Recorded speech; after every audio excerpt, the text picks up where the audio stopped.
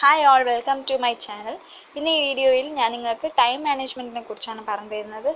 Time management ശരിക്കും പറഞ്ഞാൽ ഒരു പ്ലാനാണ്. നമ്മളെങ്ങനെയാണ് ഓരോ കാര്യങ്ങളും നല്ല പ്ലാനോടെ ഡിസിഷനോടെയും ചെയ്യുന്നതോ അതേപോലെ ഒരു പ്ലാനാണ് ടൈം മാനേജ്മെൻറ്റ്. എങ്ങനെ നമുക്ക് നമ്മുടെ എല്ലാ ദിവസവും നന്നായിട്ട് എഫക്റ്റീവായിട്ട് യൂസ് ചെയ്യാം, അതെങ്ങനെ പ്രൊഡക്റ്റീവായിട്ട് യൂസ് ചെയ്യാമെന്നും കുറേ കാര്യങ്ങൾ എങ്ങനെ കുറഞ്ഞ സമയത്ത് നമുക്ക് കംപ്ലീറ്റ് ചെയ്യാമെന്നുള്ള ഒരു പ്ലാനാണ് ടൈം മാനേജ്മെൻറ്റ്. ആദ്യം അതിനുള്ള step, know how you are spending your time. ഒരു ദിവസം നിങ്ങൾ എങ്ങനെയാണ് ടൈം സ്പെൻഡ് ചെയ്യുന്നത് നോക്കുക.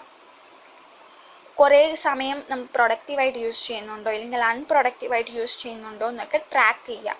അതിനു വേണ്ടി ഒരു ട്രാക്കിംഗ് ടൂൾസ് യൂസ് ചെയ്ത് നിങ്ങൾക്ക് ട്രാക്ക് ചെയ്ത് നോക്കാം. അങ്ങനെ ആകുമ്പോൾ നമുക്ക് അറിയാൻ പറ്റും കുറേ സമയം നമ്മൾ എങ്ങനെ സ്പെൻഡ് ചെയ്യുന്നു, എങ്ങനെ നമ്മൾ കുറേ സമയം വേസ്റ്റ് ചെയ്യുന്നതെന്ന് ഒക്കെ. Second step, stick to a daily schedule.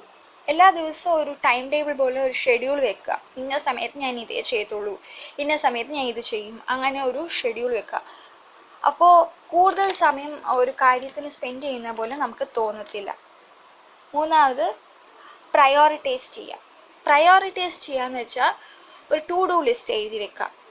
തലേ ദിവസം എഴുതി വെക്കുക, ഇല്ലെങ്കിൽ എന്നിട്ട് അടുത്ത ദിവസം രാവിലെ എണീറ്റ് ഉടനെ എഴുതി വെക്കുക. ഏത് വർക്കാണ് നമുക്ക് ഏർജൻ്റായിട്ടും ഇമ്പോർട്ടൻ്റ് ആയിട്ടും തീർക്കാൻ തോന്നുന്നത്, ആവശ്യമുള്ളത്, അതൊക്കെ പ്രയോറിറ്റൈസ് ചെയ്ത് വെക്കുക. അങ്ങനെ ആകുമ്പോൾ നമുക്ക് കുറേ കാര്യങ്ങൾ ചെയ്യുന്ന പോലെ ഉണ്ടാകത്തില്ല, പക്ഷേ ഇമ്പോർട്ടൻ്റ് കാര്യങ്ങളൊക്കെ കംപ്ലീറ്റ് ചെയ്യുന്ന പോലെയും ഉണ്ടാവും.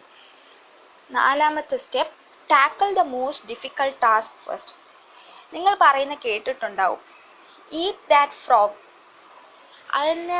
അതിൻ്റെ മീനിങ് എന്താണെന്ന് വെച്ചാൽ, ഒരു ദിവസം നമ്മൾ ടു ഡു ലിസ്റ്റ് എഴുതി വെച്ചിരിക്കത്തില്ലേ, പ്രയോറിറ്റൈസ് ചെയ്ത് വെച്ചിരിക്കത്തില്ലേ, അതിൽ നമ്മൾ ഏർജൻ്റായിട്ടൊക്കെ ചെയ്യാനുള്ള കുറേ കാര്യങ്ങളുണ്ടാവും. അതിൽ ഇരിക്കുന്നതിന് വലിയ നമുക്ക് ഇഷ്ടമല്ലാത്ത കുറേ ജോലികളുണ്ടാവും, പ്രൊക്രാസ്റ്റിനേറ്റ് ചെയ്യണം എന്ന് തോന്നുന്ന കുറേ ജോലികളുണ്ടാവും.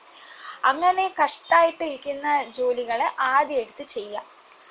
അപ്പോൾ നമുക്ക് കുറച്ചാണെങ്കിലും കുറച്ച് അതിൽ നമുക്ക് ചെയ്ത് തീർക്കാൻ പറ്റും. ഒരു ദിവസത്തെ അവസാനം ആകുമ്പോഴത്തേക്ക് വലിയ ജോലികൾ പോലും നമുക്ക് തീർത്തത് നമുക്ക് അറിയാനേ പറ്റത്തില്ല. അത്രയ്ക്ക് ഈസി ആയിട്ട് നമ്മുടെ കാര്യങ്ങൾ ചെയ്ത് തീർക്കാം. അഞ്ചാമത്തെ step, batch process similar tasks. ഇതിൻ്റെ മീനിങ് എന്താണെന്ന് വെച്ചാൽ, ഒരേ കാര്യങ്ങൾ, അതായത് ഗ്രൂപ്പിംഗ് ചെയ്യുന്നത് പോലെ ഒരേപോലത്തെ കാര്യങ്ങൾ ഗ്രൂപ്പ് ചെയ്ത് വെക്കാം. അപ്പോൾ സിമിലർ കാര്യങ്ങളൊക്കെ നമുക്ക് പെട്ടെന്ന് തന്നെ തീർക്കാൻ പറ്റും. ഉദാഹരണം പറയുകയാണെങ്കിൽ, ക്ലയൻറ്റ് മീറ്റിംഗ്സ് ഒക്കെ വെനസ്ഡേയ്സ് തേഴ്സ്ഡേയ്സ് മാത്രം നടത്തുക. ഇമെയിൽസൊക്കെ ഒരു 10 to 11 AM വരെ മാത്രം ഞാൻ റെസ്പോണ്ട് ചെയ്യത്തുള്ളൂ എന്ന് ഡിസൈഡ് ചെയ്യുക. ഇല്ലെങ്കിൽ രാവിലെ first work in the morning എന്ന് റിപ്പോർട്ട്സൊക്കെ ജനറേറ്റ് ചെയ്യുക. അടുത്ത step, set reasonable time limits. ഇത് പറയുന്നത്, ഒരു കാര്യം ചെയ്യാൻ ഇന്ന സമയം വരെ ഞാൻ സ്പെൻഡ് ചെയ്തു. ഉദാഹരണത്തിന്, ഒരു ദിവസം 2 ടാസ്ക്സ് ഉണ്ട്. ആ ടാസ്ക്സ് എല്ലാം ഒരു ദിവസം 3 hours തന്നെ ഞാൻ തീർക്കുമെന്ന് ഒരു ഡിസിഷൻ എടുക്കുക. അല്ലാതെ അന്നത്തെ ദിവസം മുഴുവനും ആ വർക്ക് ചെയ്യും അങ്ങനെയൊന്നും ഡിസൈഡ് ചെയ്യാതെ 3 hours മാത്രമേ ഉള്ളൂ, അതിനകം ഞാൻ ഈ ജോലിയെല്ലാം തീർക്കും, അങ്ങനെയെന്ന് ഒരു ഡിസിഷൻ എടുക്കുക. Next step, avoid multi tasking. ഒരുപാട് കാര്യങ്ങൾ ഒരേ സമയത്ത് ചെയ്യാതിരിക്കുക. കാരണം നമുക്ക് കുറേ വർക്ക്സ് ഉണ്ട്. ഒരു സമയത്ത് പല വർക്ക്സ് നമ്മൾ ചെയ്യുകയാണെങ്കിൽ നമുക്ക് കഷ്ടമായിട്ടിരിക്കും പല ജോലികൾ തീർക്കാൻ. മൾട്ടി ടാസ്കിങ് ചെയ്യാൻ പറ്റുന്ന ആൾക്കാരാണെങ്കിൽ ചെയ്തോ, പക്ഷെ കുറേ മൾട്ടി ടാസ്കിങ് ചെയ്യാതിരിക്കുന്നതാണ് നല്ലത്. അടുത്ത സ്റ്റെപ്പ്, കീപ് തിങ്സ് ഓർഗനൈസ്ഡ്. അടുത്ത ദിവസം ഇന്ന ജോലിയാണ് ചെയ്യാൻ പോകുന്നതെന്ന് നമുക്ക് അറിയാമെങ്കിൽ എല്ലാ കാര്യങ്ങളും റെഡി ആയിട്ട് വെക്കുക, ഓർഗനൈസ്ഡ് ആയിട്ട് വെക്കുക. ഓർഗനൈസ് ചെയ്യുക എന്ന് പറയുന്നത് ഒരു സ്കില്ല് തന്നെയാണ്. അങ്ങനെ ഓർഗനൈസ് ചെയ്ത് വെക്കുക. അങ്ങനെയാകുമ്പോൾ അടുത്ത ദിവസം നമ്മൾ ജോലി ചെയ്യുമ്പോൾ നമ്മൾ ഓരോ കാര്യങ്ങൾ അങ്ങോട്ടും ഇങ്ങോട്ടും തേടി നടക്കേണ്ട കാര്യം വരത്തില്ല. എല്ലാ കാര്യങ്ങളും ടേബിളിൽ റെഡി ആയിട്ട് വെച്ചാൽ എന്തൊക്കെ ജോലി ചെയ്യുന്നോ അതൊരു സ്റ്റെപ്പ് ബൈ സ്റ്റെപ്പായിട്ട് കറക്റ്റായിട്ട് നമുക്ക് തീർത്ത് നല്ലതായിട്ട് ഇരിക്കാൻ പറ്റും. നിങ്ങൾക്ക് ഈ വീഡിയോ ഇഷ്ടപ്പെട്ടിട്ടുണ്ടെങ്കിൽ ഇതിൽ പറഞ്ഞിരിക്കുന്ന സ്റ്റെപ്സ് നിങ്ങൾ ട്രൈ ചെയ്ത് നോക്കുക.